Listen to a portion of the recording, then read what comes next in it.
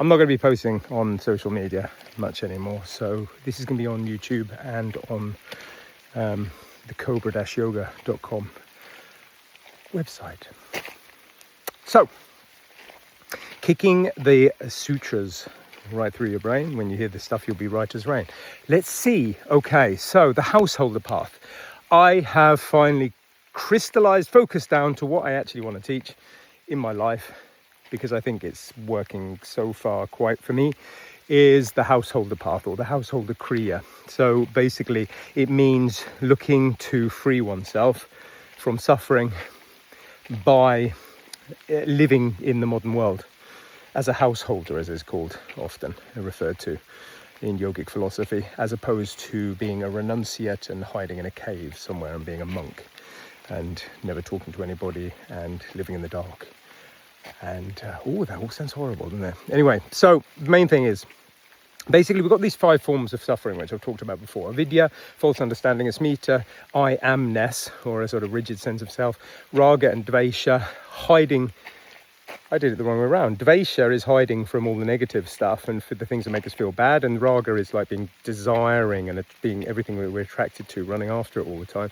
And abhinavesha, which is like hiding from the fact that we're all going to die and being scared that that's all this is. This is all there is. That's all the areas of suffering, really, as a human being. It all boils down to that. So the thing is that we have to clear the lens, all right? We have to clear the lens of all of this stuff in order to be able to meet the moment as it actually is, rather than being based on everything that we've been sort of storing up since we were born. So this is all very hard. Most of the time we're feeling negative feelings, right? So throughout our day, there's a few good ones, and otherwise we're spending a lot of time being slightly irritated or angry or bored or overwhelmed or anxious. All of these kind of feelings, right? Now the thing is that we tend to act based on those. The main householder practice, which I think is really, really important, which I am using, I call it decoupling. I've talked about it before. Basically, we tend to feel, then we tend to have a thought, and then we tend to act. So the acting happens based on the feeling.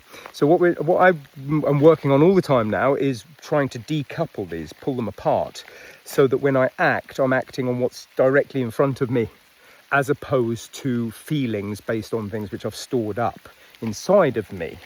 Bad stuff, most of it, right? The thing is, okay, that to do that, we're not going to just be able to think positively our way out of these feelings. Instead, what I've found is something called noting works really, really well. When I find myself during the day, and I do it all the time now, when I find myself feeling a negative feeling, let's say irritation, I'm irritated with somebody, I note it. I say, in my mind, oh, I'm irritated. The amazing thing with this is that it gives you a moment to give that feeling weight. By sort of hitting it with a note and giving it a name, it gives you a moment then to actually let go of it. That's what I find, right? It's almost like it's become heavier. That feeling has become heavier and it drops. So you witness the feeling. We know that witnessing is incredibly important, the witness practice. We witness the feeling, we give it weight, let it fall away. And then maybe I get the idea where I can act based on the moment as it unfolds in front of me, instead of based on the feeling which comes from my internal stuff stored inside of me. Eventually, this will allow me to work deeply with deep vairagya, or deep letting go, as it's called in the yogic philosophies.